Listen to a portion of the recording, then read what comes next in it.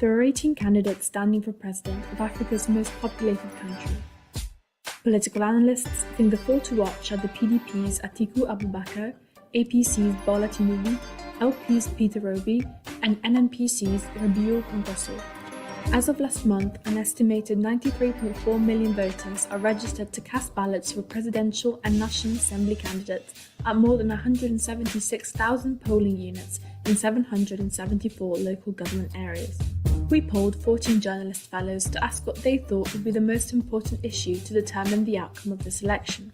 43% said corruption, 29% said unemployment and the economy, and 29% terrorism and security.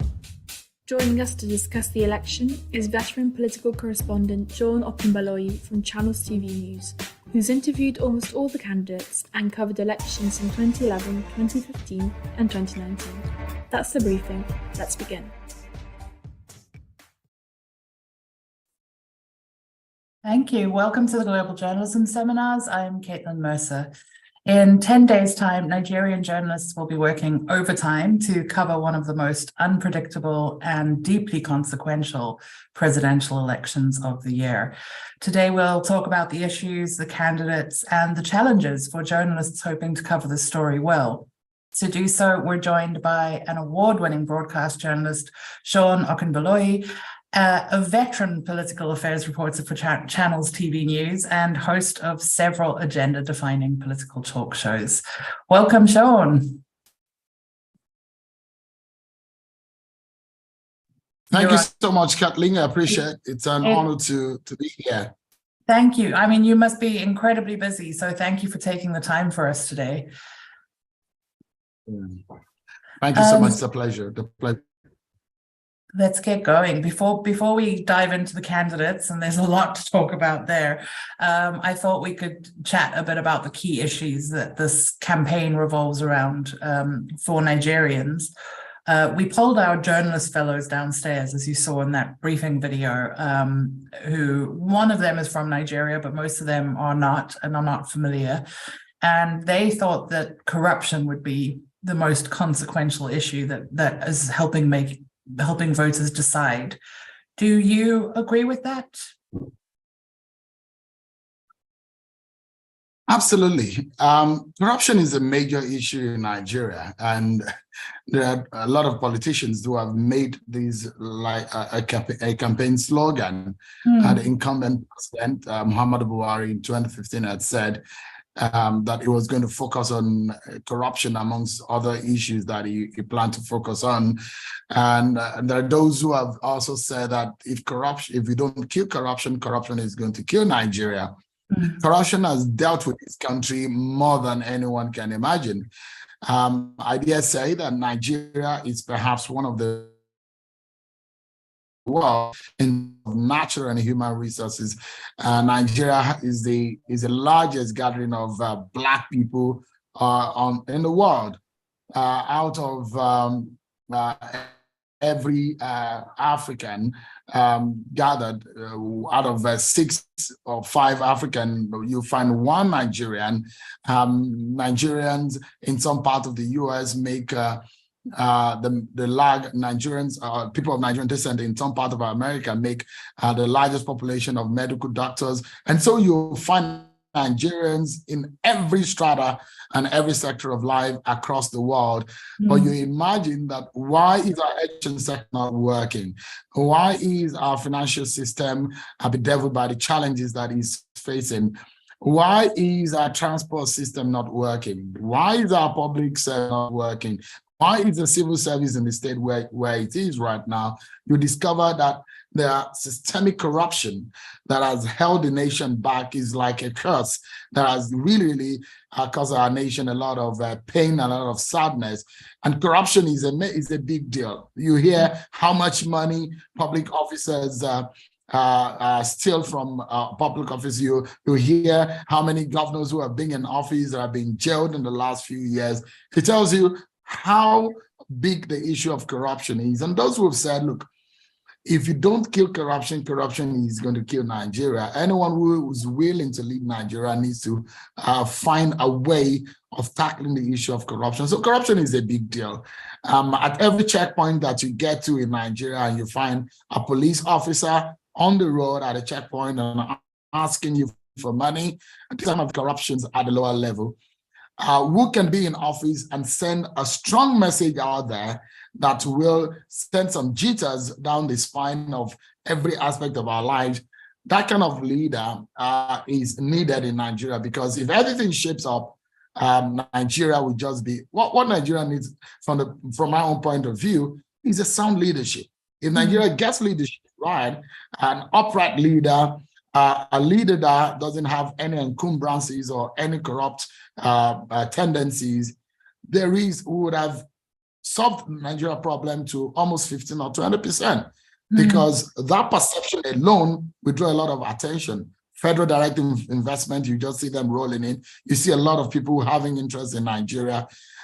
Leadership bereft of corruption is going to be very important, and that's why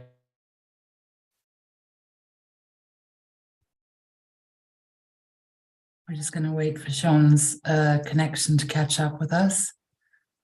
These are the joys of an international call. There you go. Okay. You're back. You're back. Oh, my band. Okay, I was off for a moment reasoning. Don't worry about it.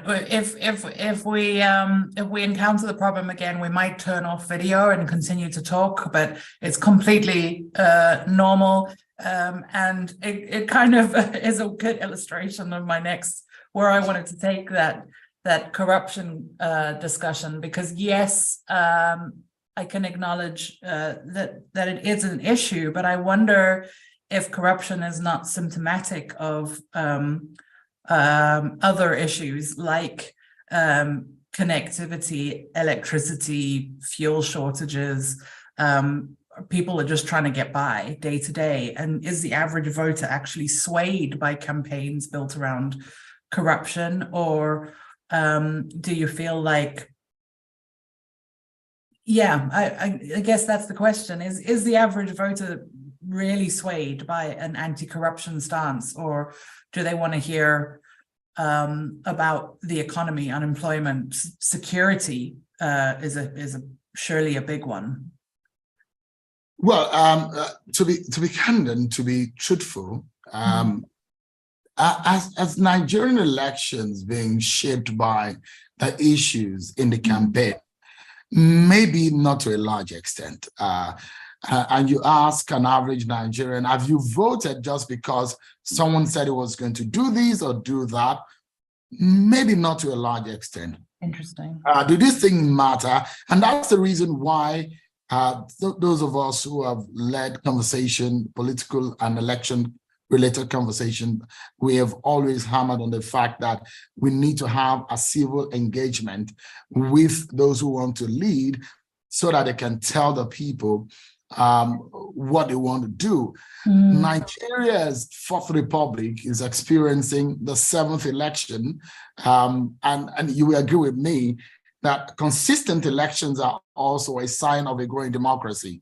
And so when this is happening, there are a lot of things that Nigerians are getting used to, especially those who started voting or those who are just aware of the democratic and the society development of Nigeria in the last 20 years or more.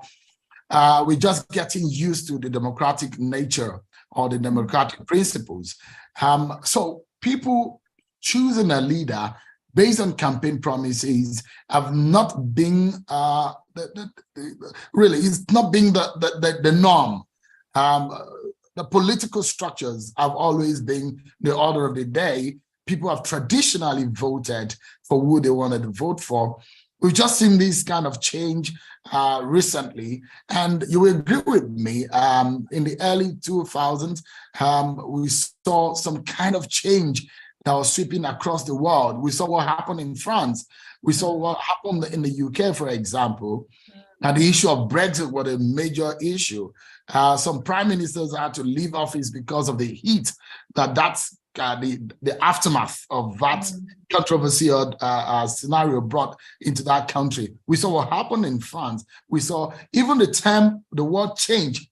Several countries and several politicians across the world had used that word, and it's really changed things around. Yeah. But how much of the swaying of campaigns slogan or campaign jargon has had effect on our politics in Nigeria? It hasn't had so much, because see people vote according to party, ethnic, and religious lines, Right. and Nigerians are gradually getting to wrap their heads around what the politicians have in store, and that's why some politicians can get away with not talking to the people and just going to the podiums, because we need to have a democracy where the people will be the ones that the politicians will be subjected to. They need to answer to the Nigerian people, because they're seeking an office, they're seeking a job, and the employers are the Nigerian people. So if they're not able to answer to them, then there is a problem. So we're gradually getting to that shape and form as a people, and I think it's gradually working. Have we made a lot of progress? Absolutely, yes. Are we there yet? No. So for those who said they will fight corruption, they'll ask them, how much of corruption have you been involved with, you yourself? How much of corruption have you fought when you as a track record? So these are some of the basic questions that people are asking. And this election is so different.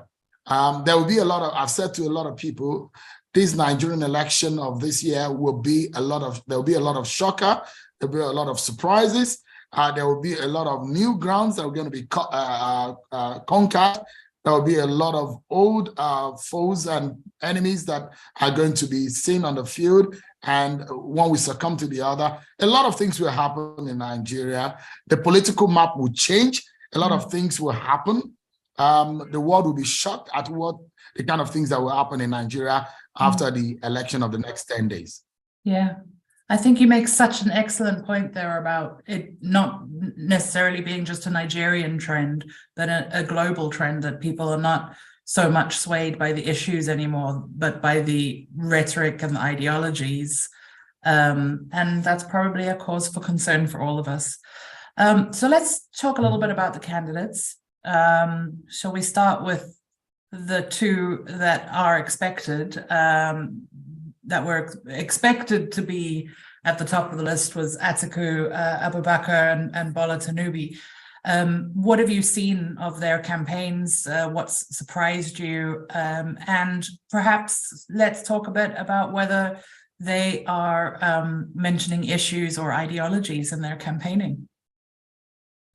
Well, so this election, unlike what we've seen in the past, has always been, this election is a little departure from our past elections. Our past elections have been 2 horse races, but this time around, there are a handful of people who had sprung surprises and who had brought with them some kind of offset in the run-up to elections. You look at the history of most of the politicians who are on the ballot, most of them have belonged to one political party before. But for the first time, we Nigerians, especially political experts in this country, will tell you that it's very difficult to call. 10 days to the election, you're still not certain who is going to win this election.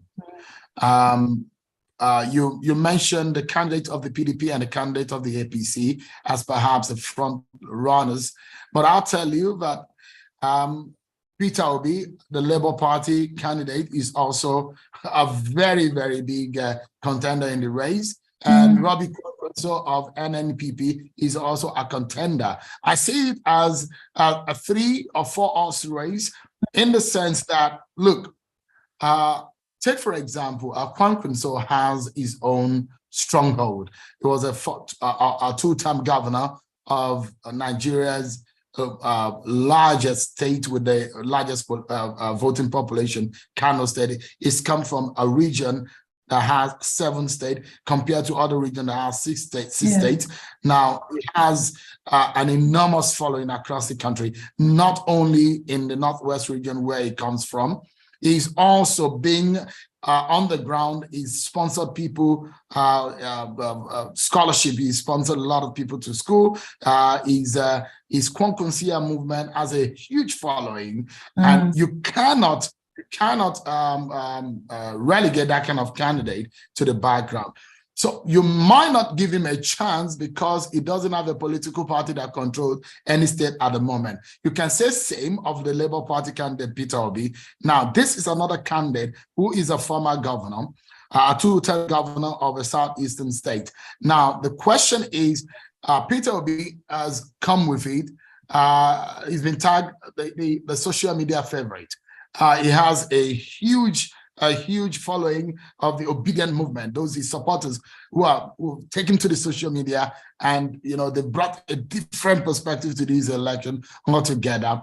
If you think that PDP and APC institutionally have run this race over the past few cycles, Peter Obi and Kwankwasịa will throw spanner in the works of what has become a norm in Nigeria's election. Peter Obi definitely will win some states. Kwankwasịa will also gain some grounds. That might affect, because constitutionally, there are provisions of the law of how many states you can win to become a president. Not only that you have the majority number of votes, but you must win 25% in 2/3 of the state of the federation. So if that is the case, how many of these candidates, if you say Peter Atiku and Bola Tinubu, like you mentioned, are they able to garner or win as much of the state that is provided by the Constitution? How many states will Peter Obi win? How many states will Kwankwasịa win? I see a very, very big trouble in the race, in the sense that these candidates have come to show themselves, based on their history and the trend of the campaign, that they will hold on to some grounds, they will lose some grounds, and it will put some difficulty in determining who becomes the next president. We've seen in the past, in 1979, there was a big quagmire that the nation couldn't decide out of the ballot who becomes the president. They had to go to court. There was a very big issue of mathematical problem of how to determine who wins, and the court was able to decide at the time. Do I see a 1979 scenario playing out? Maybe not absolutely. There are those school of thought there are those who believe that Nigeria may not be able to decide this election on the first ballot. To an extent, I share that belief because of what has happened in the past few months.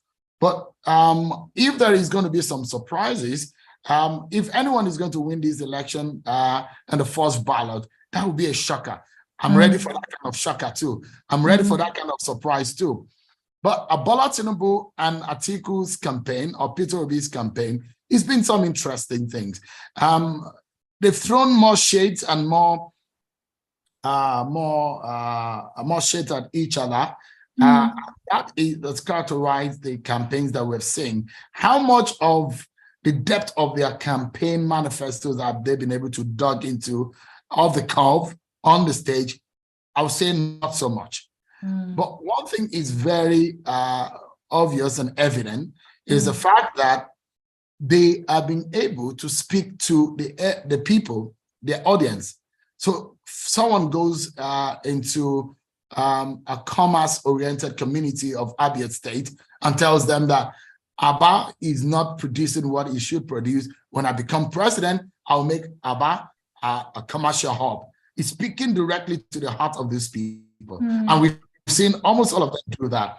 We've seen people who go to a certain state and say, politicians or some of these candidates, and say to them, look, this state should have its own port. I'm going to make this port functional when I become president. They're speaking the same things that will suit the interests of their audience. And we've seen these. We've not seen too much of ideological debate on the podium between these candidates. We've seen some of them that are capitalist oriented. We've seen some of them that are welfareist oriented, socialist oriented. But have they been able to bring these ideologies to bear? I've not seen so much of that. I've studied and I've read a lot of their manifestos. I've had discussions about their manifestos, but I'm a bit disappointed that most of the candidates, I really wanted to hear, because I follow their campaigns all through and through. I want to hear concrete solutions. And I think this is what the yearnings of Nigerians are too. Concrete solutions on how to solve electricity. It's a nightmare. How to fix the double exchange rate that or multiple exchange rates that we battle with in Nigeria. How do you fix security permanently such that you reduce crime rates in Nigeria? And every region of the country is embattled with their own kind of insecurity. So not so much of these ideological issues have been brought to bear, which I think is something that politicians need to learn and need to turn a new leaf on. Yeah, I mean, it underlines again the importance of this election. If Nigeria were to break with the main party and the opposition party and bring in an outsider, that's a seismic shift and points to a seismic, potentially global shift in how much rhetoric, how sick people are of putting up with rhetoric instead of hearing concrete policy steps. So it's going to be one to watch. I've got two more questions for you before we open up to questions from the audience and from our journalist fellows downstairs. And for those who are on the Zoom call, please use the Q&A function to submit your questions for Seun. But Seun, I wanted to ask, I'm not going to ask you to speculate, but if we do end up in a runoff situation, where are you expecting to see coalitions form? I mean, I'm saying I'm not asking to speculate, and I am literally asking to speculate. But yes, I know. Are there paths that you think would be clear? Some parts will be cleared, some will not. I see a situation, like I said, some of these candidates are being in one political parties before, so they know each other very well. They've worked together. But what I see is that the north central region of the country has always been a swing region. They've been in a lot of the times when the election have gone mostly north, we've seen the north central region add their own vote to determine the trajectory of the election. We've seen when the election was largely south, the north central region, because we have maybe more than any part of the north, you can count at least 3 or so states in the north central region that are predominantly Christian-dominated states. So that is a big deal. And I mean, if you compare to the northwest and the northeast, there are predominant ethnic group like Fulani, Hausa, and Kanuris. You have in the north central that they don't have as so much of a homogeneous society compared to the state. So in a lot of our elections, they've brought their dynamics and determined where the election eventually swing. That will happen. That region might give us some kind of direction in the end. And I also see that the third and the fourth candidate will have to be the decider, because if there is a stalemate in the first ballot, we will find a situation where the first and second, the winner and the runner-up, will have to coalesce or find a support from any of the third and fourth political parties. Now, that is going to be the major problem. And I don't want to speculate, and I don't want to say, because as a journalist, I'm not allowed to speak in this manner. But beyond that, I've told you the region that could swing it and I've told you that this election might be a four-horse race. Some might say drill down to two political parties, but I tell you that the third and fourth political parties will also determine a lot in how the election swings. So that's why I wouldn't say it's a two-horse race. The third and fourth political parties will be will have to determine, will eventually determine how the election go. I want to ask a question about the speculation about the third and fourth candidate that's happening. And while it does seem very, very likely from, I'm reading the same sources as you, and the tea leaves do look to be saying, wow, there's an upset coming. But is it possible that our tea leaves, this is not unique to Nigeria, we've seen it with Brexit, with Trump, and with a few other election surprises happening in the last few years, where the media has become so centric, in Nigeria's case, so South-centric, so Lagos-centric, that the tea leaves look incredibly clear and then turn out to be very badly misread because you were only hearing from the South.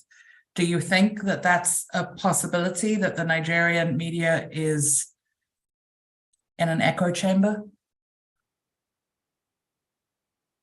Yeah, that happens a lot. And a lot of the times you cannot blame Lagos for being overreported, because Lagos in Nigeria is the media hub. Most of the media organizations have their base and their headquarters in Lagos. And so there's that tendency that because of the advantage of where they are located or based, that you will find them doing more work in Lagos. But this time around, you know, one of the candidates is from Lagos. And so in that sense, that might add to that tilt where the media might have to focus on Lagos. But Channels Television as a network, we have a strategy to do an election that is beyond a place, a region, or location. Right. We are a pan-Nigerian network, and we have our base in virtually every state of the Federation. And we have our eyes on almost every major candidate that is on the ballot. There is that tendency, you're very right, that the media might want to focus on the Lagos, but it will be a big problem, because one of the candidates is from Lagos. That tendency then will swing either in favor or against that candidate that is from Lagos. So that awareness needs to come into the mind of not only political reporters, but managers like myself who manage elections, and how to deploy and, you know, think about coverage and how you can get the pan-Nigerian reference and coverage for the election is very important. Yes, you're right. There is that tendency. I used to be in Lagos. I've been in Lagos several years, reporting from Lagos, where I since moved to Abuja, the nation's capital, where it's the base of politics. And so there's that tendency that you deploy almost every resource that you have into the city of Lagos. And don't forget, Lagos, because of its number, can give you a false sense of presence. Yeah. But this is something as journalists, as professionals, that we need to be aware of so that we can make the necessary adjustments. Yeah, it's something like 170,000 polling stations. How on earth do you cover all of them?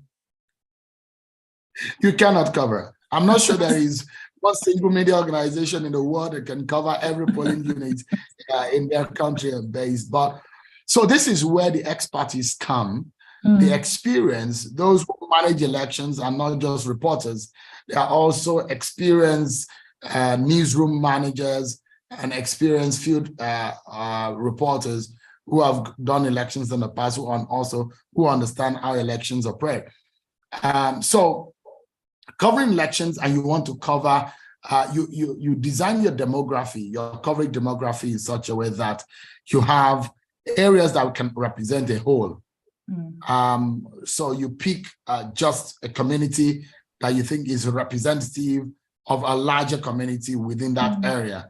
Right. And for example, Lagos State has the mainland and it has the island. So if you're deploying in Lagos, for example, you could have that sense of deploying some of your personnel to the island and some of your personnel to the mainland. So you have that covered in one sense. And you can do regional deployment also. That will help you to be able to cover areas. But covering every polling unit, that sounds almost impossible. But one thing that covering elections that I've thought of is that if you're not careful, as a television reporter, every footage of your coverage looks the same. The ballot boxes are the same. The ballot cubicles are the same. The officials are wearing virtually the same thing. The ballot papers are the same. So there needs to be you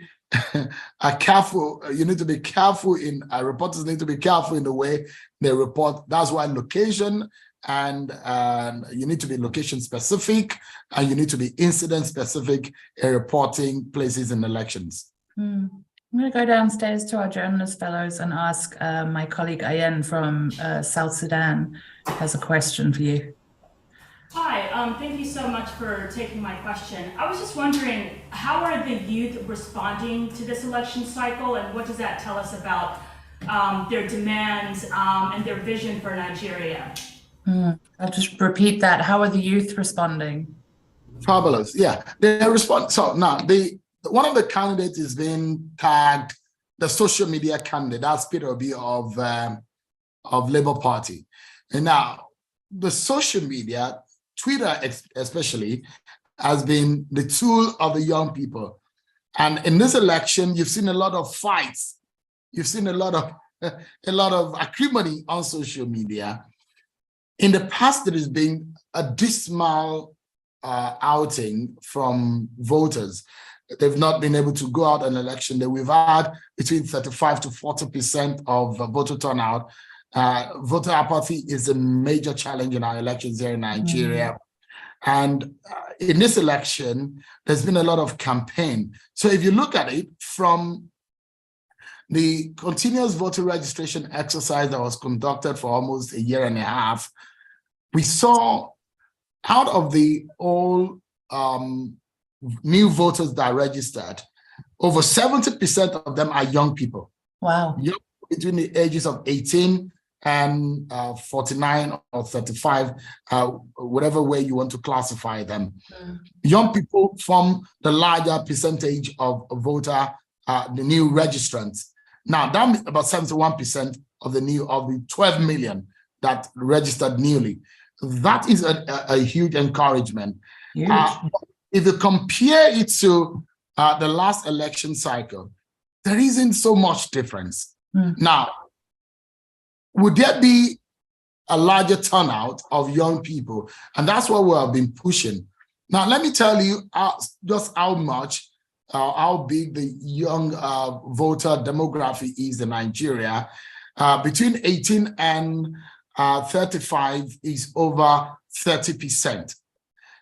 Between 35 and 49 is another over 30%. So between the age of 18 and 49, you have way over 60% of the entire 93 million voting population in Nigeria.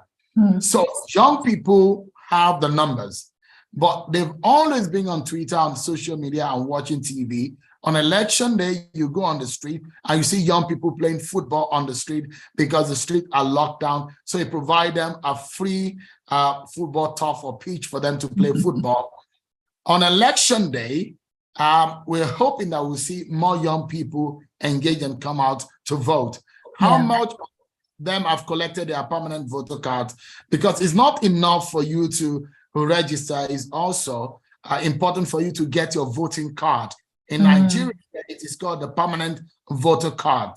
So that voter card is very important. Without a voter card, you cannot register. So a huge number of that is still with the electoral umpire, uncollected. So the actual number is not the over 90 million registered voters. The actual number will be the actual number of people who have collected the cards. Now, INEC, as the voter, the electoral umpire, had not come out to tell us how many people have been able to collect their PVCs. So that is very important. But let me tell you that we've seen more engagement on social media by the young people. They've called to, they've held people accountable on social media, and you will see that most of the candidates are very active on social media. It tells you one thing, that they are conscious about what the young people are saying, because take it or leave it, the social media is a young people tool. They're the ones who are using the tool more than any of the demography in any population across the world. And so and especially Twitter is a buzz about every topic in Nigeria's election. So when you see young people trending, topics trending on Twitter, and it's about the election, and it's happened over the past 4 or 5 months. So it tells you the engagement the young people are having. Encouraging. I know that I started a podcast recently, and it's about young people. And I see the kind of followership that has gotten. And my purpose of doing that is to draw those people who do not watch my weekly and my daily show, to take them to another platform they are familiar with. They can listen while they are on the go. They can watch later on. They can join. And so we've seen this kind of engagement with young people. But my biggest fear is, would they be able to turn that passion into take it offline, take it offline and go to the voting polling unit on election day? But the good thing again is that the government is shutting down higher institutions, the tertiary institutions, the polytechnics and the universities. They're shutting them for 20 days. Yeah, so 20 days for 20 days. For one day. No, so there's a 2-week gap between the first election and the second election. So students are going to be for about 20 days. So Seun, I definitely have a question about your podcast, but I'll come back to that. You mentioned social media and you mentioned shutting down institutions. Do you personally, and does Channels TV have a plan in place for if social media gets shut down? That was a very big question in 2011, 2015. But don't forget what happened in 2011 in Nigeria. The electoral umpires webpage was shut down on election day. It was a disaster. The INEC officials had told us that there was a lot of attacks on them in the all-cycle elections where we had in Ekiti and Osun election. And some of these attacks have come, they can trace them to as far as the Middle East, as far as some part of Europe. I wouldn't want to make public what Channels Television's plans are.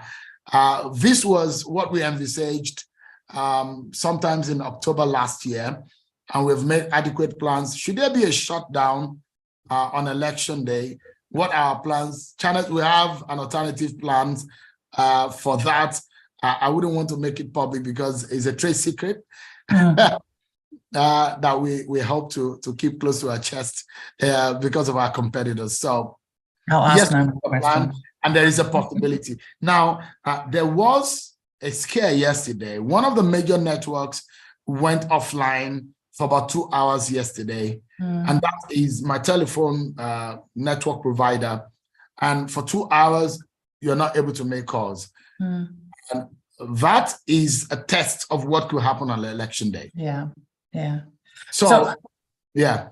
What is the advice that you give to political reporters across Nigeria if communications do go down, and or if there, if tensions do spill over? How do you keep your readers A, informed, but B, calm?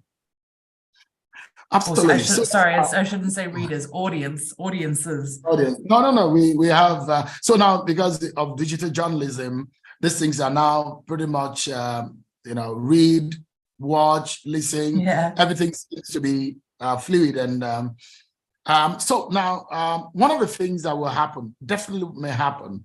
Not Nigeria's internet penetration is not up to 60%. There's a lot of places that are not properly covered in Nigeria in terms of internet penetration. There are those areas that you have problems. We have satellite deployments and equipment that can bridge that gap. Should there be any kind of outage in internet provision? But one thing is certain. For example, for the organization that I work for, Channels TV, which, by the way, is a leading network in Nigeria here, we are online, and we are, in fact, opening more streams to our coverage that you can see online, which will be launching in the next few days, that provides our readers, our viewers, and our listeners the opportunity to be able to catch us on virtually every platform that they have, and even more. And you can see more of our content at the same time. You can see multiple content at the same time on our platforms. We're perhaps one of the only media organizations in Nigeria that will stream the content across all social media platforms at once. So you can watch on Twitter, on Facebook, on Instagram, on YouTube at the same time on our webpage. So if internet fails, television is one thing that you can revert to. And it would be a very big disaster if should there be an internet outage on the election day. But one thing also is important, that in Nigeria, we carry more than one mobile network around. So I have about 3 telephone lines. So should one fail, I go to the other. So every journalist needs to also make these plan, and also think like some of us who started practicing just before mobile telephoning came into Nigeria, that you can schedule yourself to say, should you not hear from me in the next 2 hours, this is where I'm going to be. This is what I'm going to be doing. And if you're not able to hear from me, should there be an internet outage, this is what I'm going to do. Find me here. We need to be able to plan ahead. Since we're thinking about this is a very good way to start thinking into this. So you ask yourself, there was a time that mobile telephones are not, what were journalists doing? How were they able to do their jobs? So we need to revert to that traditional mode as a backup should there be a problem with digital or mobile telephony or internet networks. I have a question for you from Asif Islam from Bangladesh, who says, thank you for your insightful remarks. Has climate change been an electoral issue? No. No. I'm not the type who try to, no. Climate, look, Nigeria, I'll speak to you truthfully now. Nigeria is so blessed that we don't have natural disasters. And my heart goes out to Turkey, Syria, and those of our friends across the world who are experiencing one form of natural disaster or the other. It's such a sad moment, the earthquake that we saw, and we hope that the peace and joy will be with the families. But in Nigeria, no natural disaster. The only natural disaster is been bad leadership and corruption. We've been blessed with good weather. The weather that is enough to provide us electricity, we have not been able to use. You can pretty much, I wear the same kind of clothing. If I was living in Europe or America, I'll probably have a new set of clothing for winter and new set of clothing for summer. But in Nigeria, I have the same set of clothing for all year round. So are people that you can almost predict what is going to happen. We have either dry or wet season. So it's raining or it's not. It's not so chilly to the point that you have to put on heavy jacket or what have you. We don't have such problems. And there seems not to be so much awareness in the mind of average Nigerians about the issue of climate change. It's a major issue. The only time you see Nigerian politicians or leaders talk about climate change is when they get on the global stage, when it's a major issue with global leaders. But out of all the political parties and their candidates, I mean, I stand to be corrected if anyone had talked about climate change issues. It's not been a major issue. Maybe because of the background I gave, and that's why people don't see it as a major issue. But I think it's something that will impact on us in the next few years, that we, as a developing economy, need to start thinking about alternatives to fossil fuel, alternatives energy that we need to start thinking. How much of that?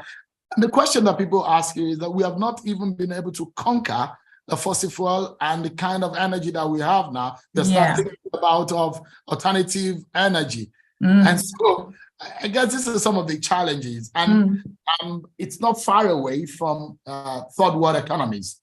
I mean, these issues they're not major issues.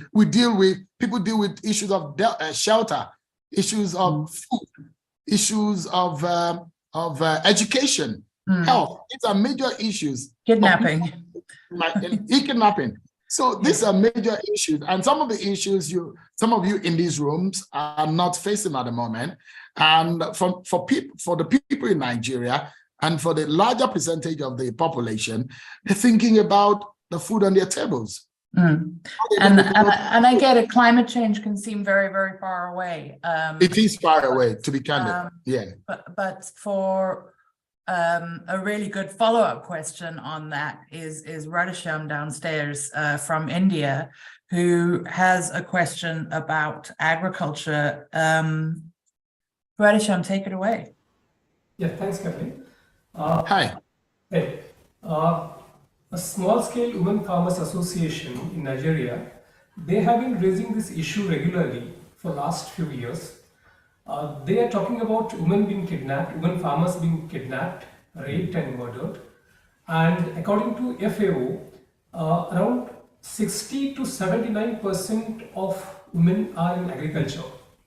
Considering the number, do you think these issues should be discussed in election campaigns, and are they being discussed?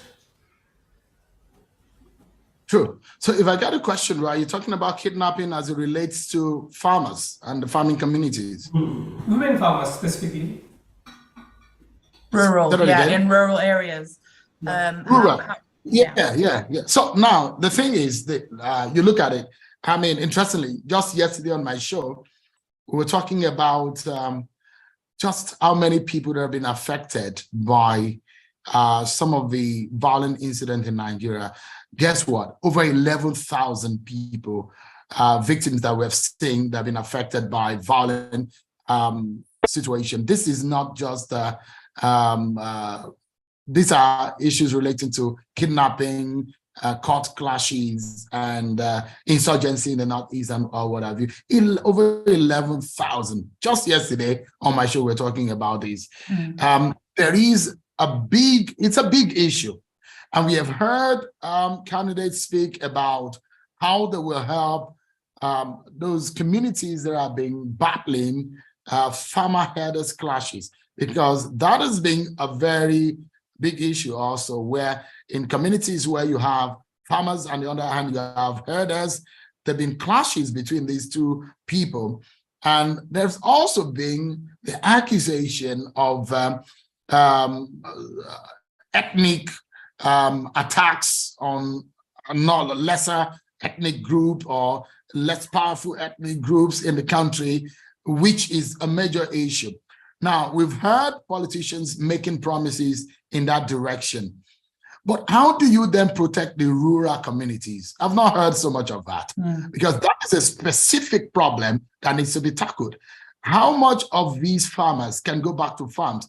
Don't forget, my brother, that recently, thousands of farmlands in Nigeria were being swept away by floods.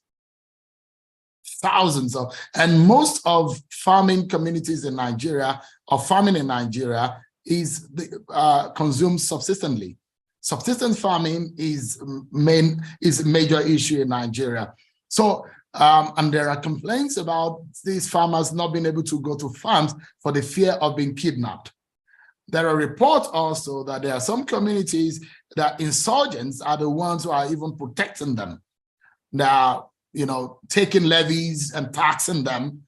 These are some of the situation, and it's going to be important to find solutions. And the issue of state policing becomes a major issue. Nigeria is a federal state, and most of what we see in Nigeria today is the federal police catering for the police at the local level. And a lot of people have said, look, this is not working. The average person in those rural communities are not protected because the police that are being sent by the federal police is not being able to cater for their needs. So there is a big question. Anyone who becomes Nigeria's next president needs to fix that problem. Security, in fact, is a major problem in this country.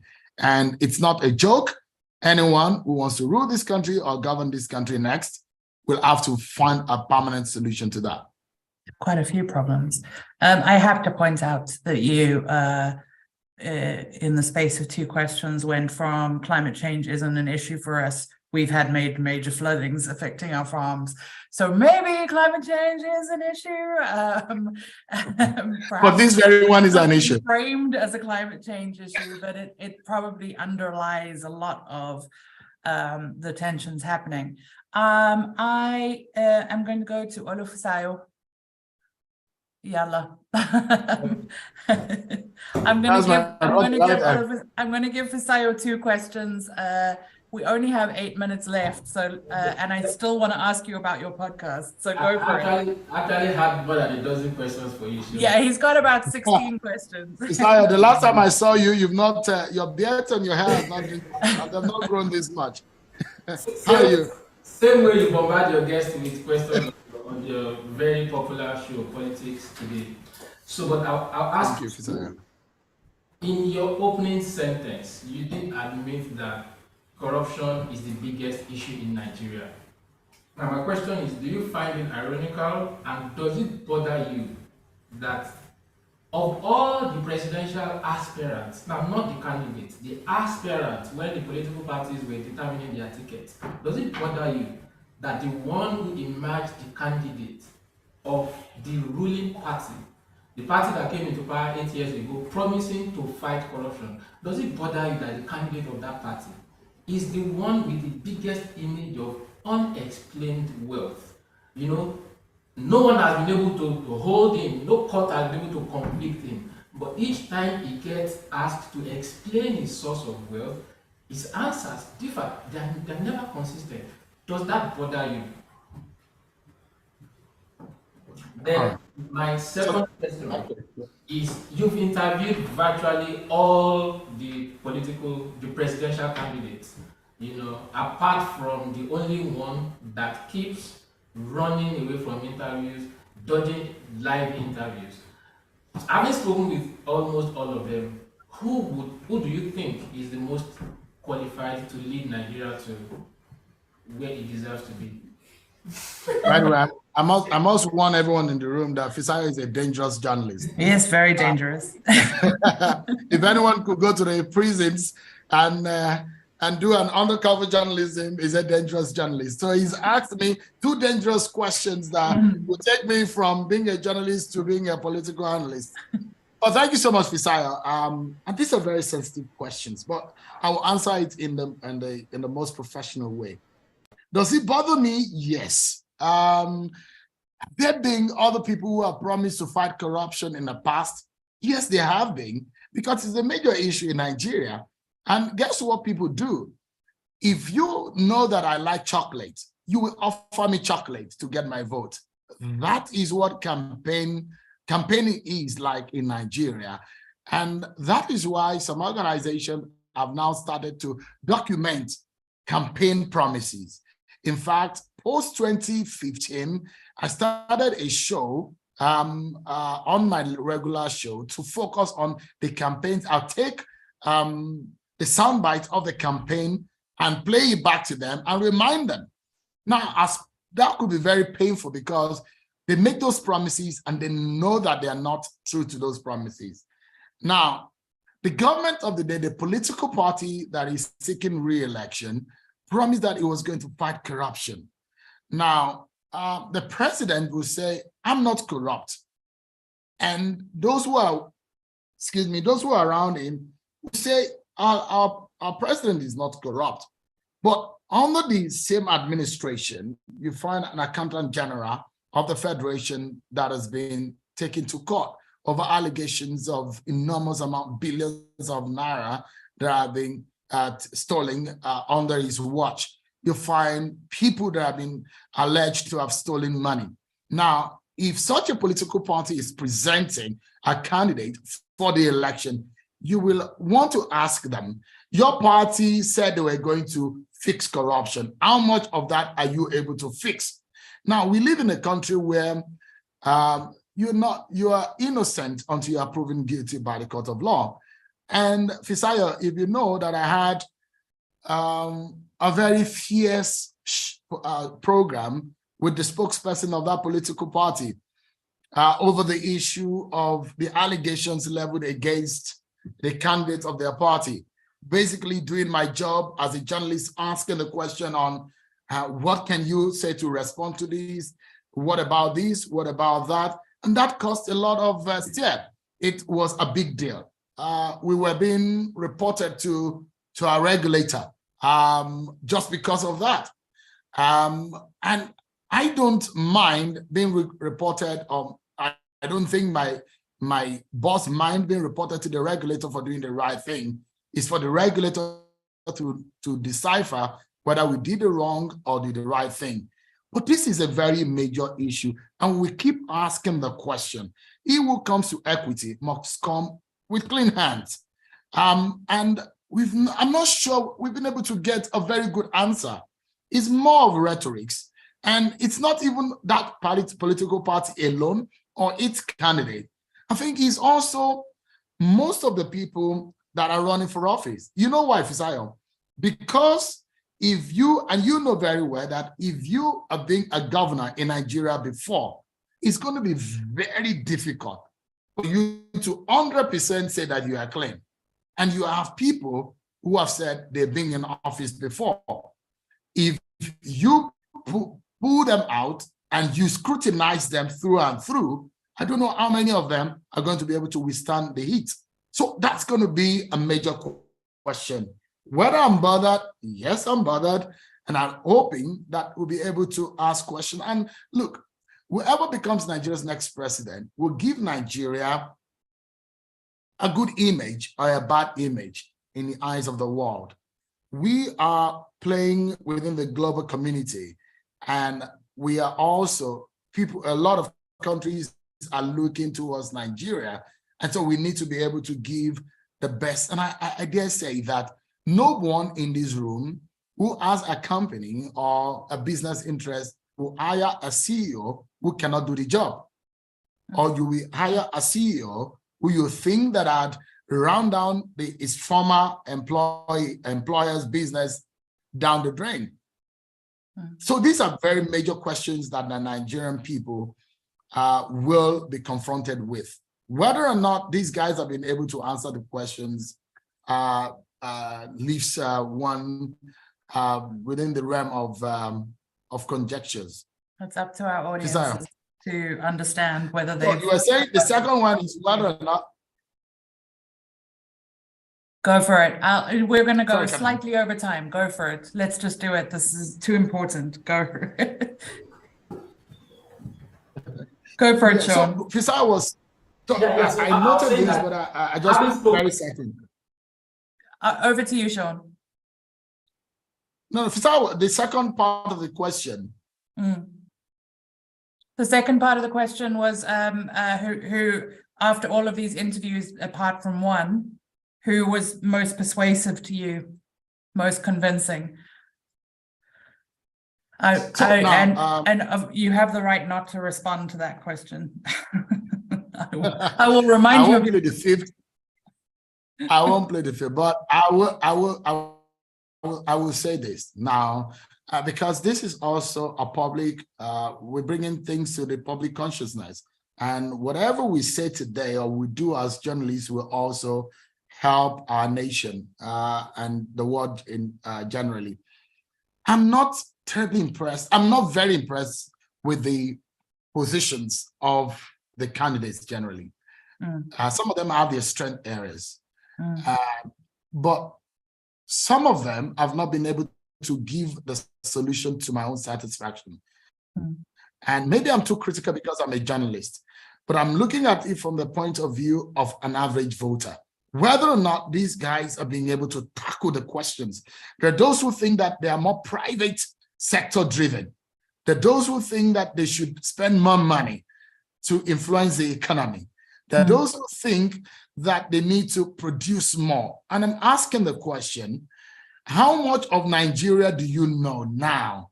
Because the realization of Nigeria as a leader is when you get into office. And that shocker, it's the government of the day, when they got the handover notes and they discovered that Nigeria was not in the shape they thought it was.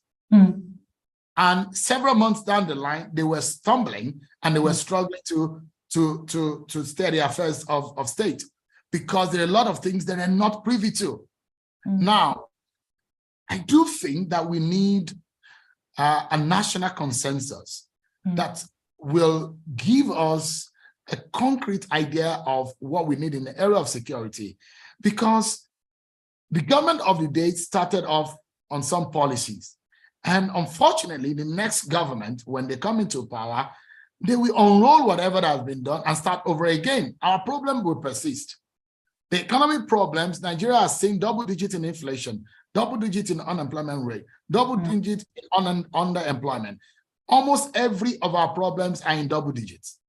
Now, whoever needs to fix Nigeria's problem, they've not been able to tell me that in 4 years, inflation will go into single digits. They've not been able to tell me this is how I will permanently fix the issue of Boko Haram. This is how I will chase out the bandits. We spend so much money to buy Super Tucano aircraft from the US.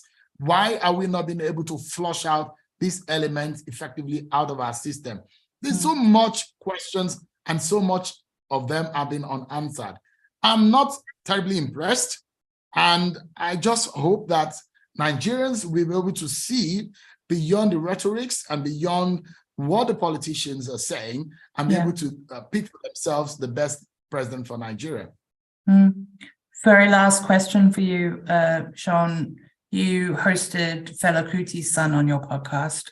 Do you regret hosting an influencer to talk about politics? Say that again, sorry.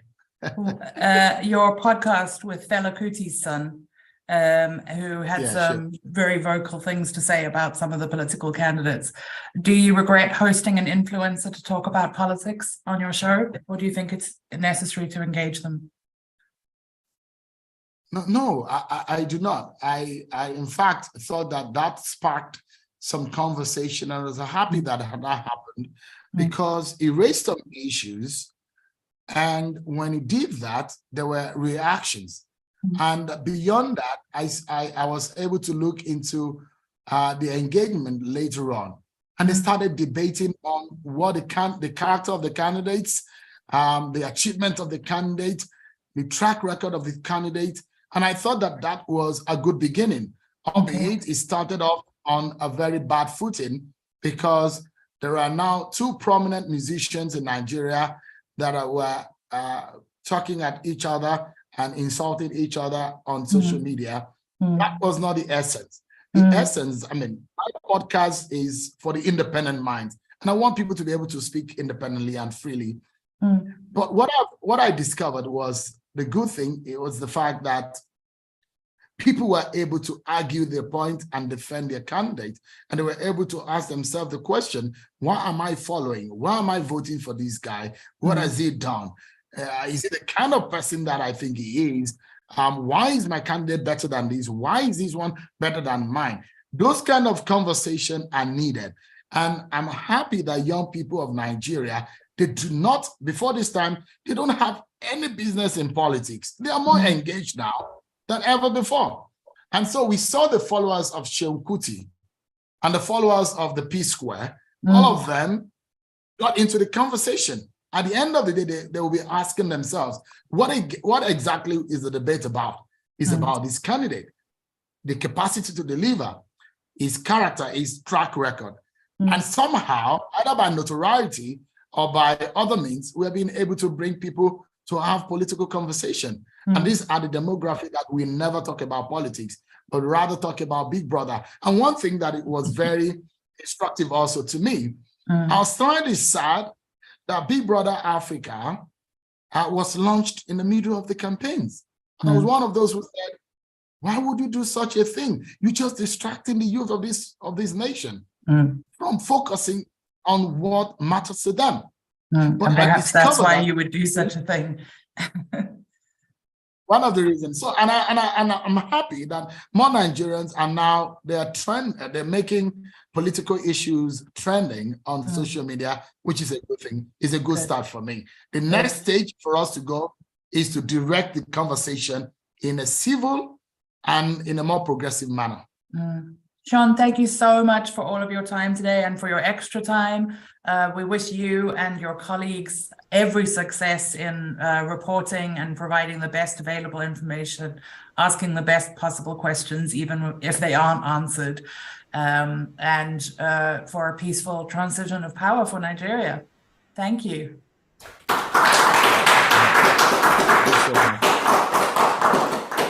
I appreciate it. Thank you so much. Go well.